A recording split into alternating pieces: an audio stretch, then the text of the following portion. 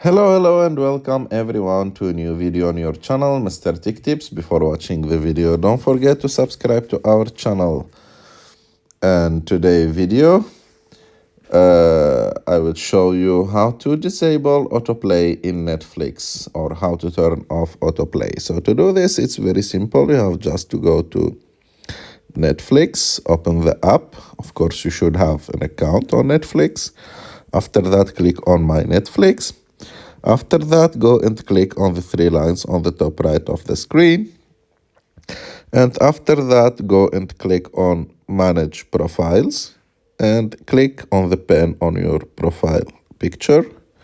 And after that, as you can see, when you open it, you will find the last two options in blue like that. You have just to click on them and they should be like, their color should change to gray, and like that, you have disabled autoplay in Netflix. After that, you have just to click on done and done again. I hope that you like this video. If you like this video, don't forget to subscribe to our channel to like this video, and see you in the next one.